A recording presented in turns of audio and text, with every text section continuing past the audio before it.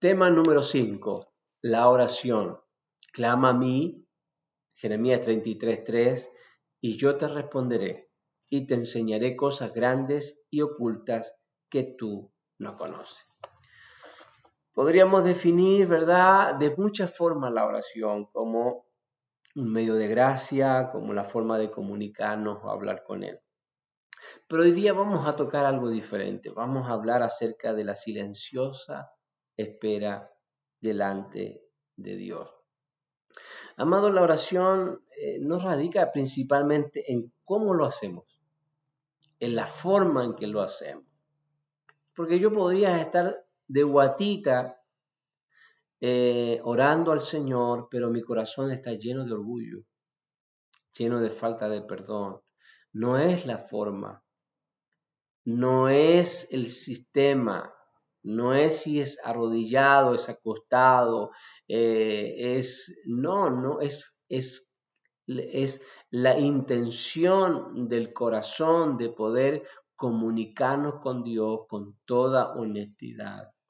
Pero no sé si a ustedes les ha pasado que a veces tenemos una lista de cosas que vamos a llevarle a Dios, y es mi lista de supermercado donde voy y le digo: Señor, necesito esto. Imagínense que su esposa, su esposo, sus hijos solamente acudieran a usted para pedirle algo. ¿Cómo se sentiría usted? Mal, por supuesto.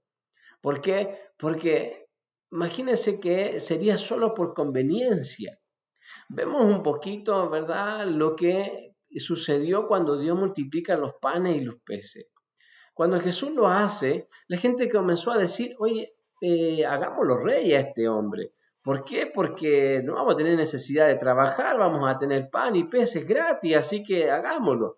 Y Jesús, como sabía, se apartó. Y luego le dice: ustedes querían hacerme rey por esto, por este pan, eh, por estos peces. Pero yo vengo a que ustedes puedan entender algo claro. Yo soy el pan de vida. El que come de este pan nunca más tendrá hambre. Eso es lo que debemos entender, amado. Que Cristo debe ser nuestra comida, no lo que Él nos da. Usted no puede buscar al Dios de los milagros sin buscar a ese Dios primeramente. Dios no es un parche curita. Dios no es el que usted tiene una herida y va y luego lo deja ahí en el botiquín y nunca más lo vuelva a tomar. ¿Hasta cuándo nuevamente tiene una necesidad? La oración, amado, debería ser entendida. Y para eso el Espíritu Santo dice: no sabemos pedir como conviene, pero el mismo Espíritu intercede por nosotros con gemidos indecibles. Significa que debemos saber que la oración debe ser dirigida por el Espíritu Santo. Por ende, cuando comenzamos a orar, debería haber un silencio para entender primeramente qué es de lo que vamos a hablar. ¿Se nota la diferencia de yo haber llevado mi lista?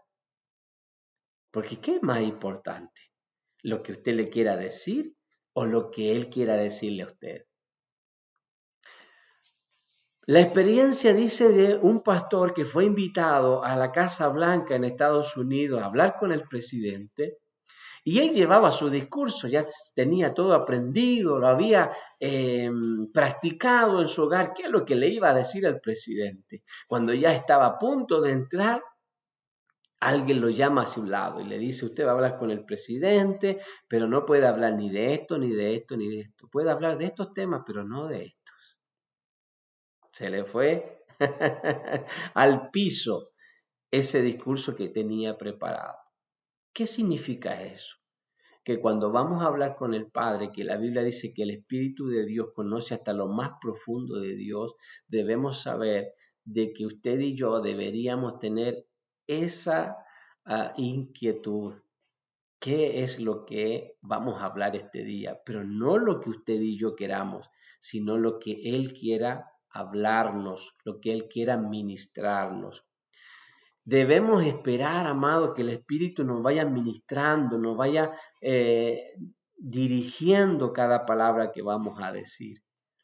luego que después se vaya generando, usted y yo comenzamos a ser dirigidos por el Señor, en hablar, quién se nos viene a la mente, qué es lo que el Espíritu provoca en nosotros. ¿Estamos orando por quién o seguimos orando por nuestras cosas?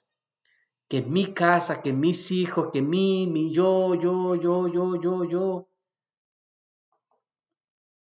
Sabe que cuando ya no es nuestra vida, mire lo que dice Gálatas capítulo 2, verso 20, con Cristo estoy juntamente crucificado, ya no vivo yo, sino que Cristo vive en mí. Es un texto que todos lo sabemos, pero hay una segunda parte del texto que dice, y lo que ahora vivo en la carne, lo vivo en la fe del Hijo de Dios, el cual me amó y se entregó a sí mismo por mí. Significa que lo que Pablo decía, que al no estar él, sino que Cristo en él, que cada cosa que él viviera, que cada cosa que él pasara, lo vivía en la fe del Hijo de Dios. Significa, amados, que cada uno de nosotros debemos saber que la oración debe ser dirigida por el Señor, porque es el momento donde recibimos la instrucción de Dios. ¿Por qué Jesús se apartaba continuamente a hablar con el Padre? Que nadie sabía qué es lo que se iba a hablar con él. Nadie sabía. Lo único que sabía que después de que él volvía, sabía lo que tenía que decir, que los cojos saltaban, que los ciegos veían, porque todo lo recibía en el Padre. Jesús quiso enseñarle a los discípulos la oración y le dijo, lo primero que quiero decirle es que, no oren como los fariseos, que ellos dicen lo que hacen. No oren como ellos. Y segundo, vayan, entren a su lugar secreto. Y cuando entren en su lugar secreto y lo que experimenten en ese lugar secreto, Dios los va a recompensar en público. ¿Cuál es la recompensa? Claro, la recompensa pública es mostrar a Cristo, el fruto del Espíritu. Lo que experimentemos en la oración va a ser visible cuando usted dice sí, mientras todos están diciendo que no se puede, usted dice sí, sí se puede, porque en Cristo somos más que vencedores en el Señor. Así que lo que provoca Él en lo secreto va a ser visible. Usted no, por eso que la religión, amado, es, puedo aparentar, puedo creer que soy cristiano, me cambio de ropa, me aprendo un par de cantos, me aprendo un par de textos bíblicos y bueno, digo que soy cristiano, pero la vida de Cristo es insostenible. La vida de Cristo no la puedo imitar. O está o no está. Si la vida de Cristo está, entonces voy a poder manifestarla. Va a ser visible. Por eso que la vida de Cristo, amado, es totalmente comprobable. Sí, totalmente comprobable, porque hay transformación. La gente no es la misma. Te ve, todos los que se encontraron con Jesús nunca más fueron las mismas. Desde una mujer conviviente que tenía 5 maridos, o que 5 había tenido y que el que tenía ahora no era su marido, que llegó cabizbaja, todos me odian, nadie viene conmigo a buscar agua. En esa condición estaba la mujer samaritana, pero después que habla con Jesús y tiene un encuentro con él, nadie la podía limitar a hablar de Cristo. Es más, la gente le dice, ya para de hablarnos porque ahora nosotros le conocemos. Amado, cada uno de nosotros que tiene una experiencia con Cristo en lo íntimo, vamos a poder reflejarlo en lo exterior. Vamos a poder reflejarlo en lo público. Entonces, amado, entender que la oración es algo que es guiado por el Espíritu, es algo que nos lleva a entender de que debemos esperar su respuesta. Porque a veces la gente cree que orar al Señor es ir y decirle, bueno, aquí tengo mi problema, Señor, ve cómo tú lo puedes arreglar y aquí te lo dejo. No es eso, amado. Es que voy a la oración, soy ministrado por el Señor. ¿Para qué?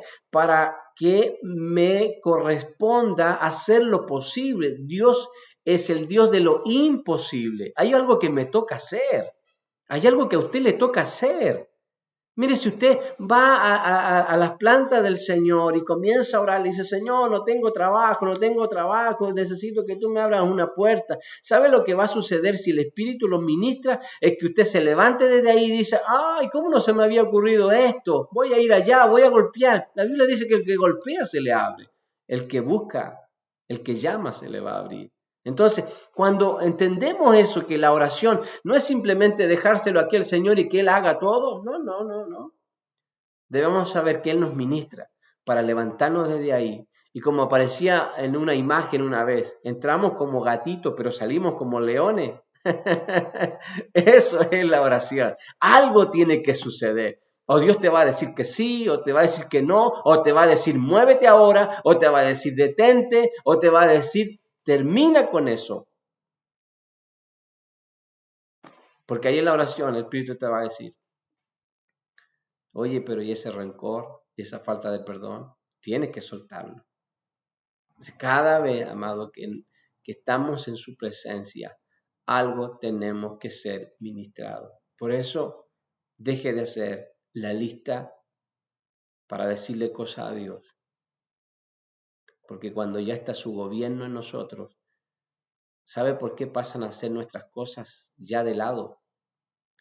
Porque Jesús dijo, mira las aves del cielo, no trabajan, no guardan en granero, y mi Padre Celestial las alimenta, ¿cuánto más a vosotros? ¿Sabe que cuando tenemos una posición en Cristo, esas cosas ya están aseguradas, ya están listas, ya están provistas? Por eso cuando Cristo se comienza a manifestar, usted ya tiene otras prioridades. ¿Sabe cuáles son ellas? Orar por el perdido, por el que no tiene a Cristo. Porque, amados, si decimos en su palabra, no, lo recordamos y lo pronunciamos muchas veces que Cristo es el todo, debe ser el todo. Debe ser el todo. Quiero animarle que la experiencia más gloriosa que vamos a vivir no va a ser en conjunto, no va a ser. Y qué hermoso cuando nos congregamos y cuando nos juntamos. Es hermoso, amado. Pero los momentos más gloriosos que tú vas a vivir no va a ser en conjunto, va a ser en lo íntimo. En lo íntimo vas a ser capacitado, vas a ser restaurado, vas a experimentar el perdón, vas a experimentar la vida de Cristo mostrando su gracia, donde no lo merecíamos, pero Él manifiesta su gracia sin merecerla. Y como la recibimos, también la entregamos a otro que tampoco se la merece.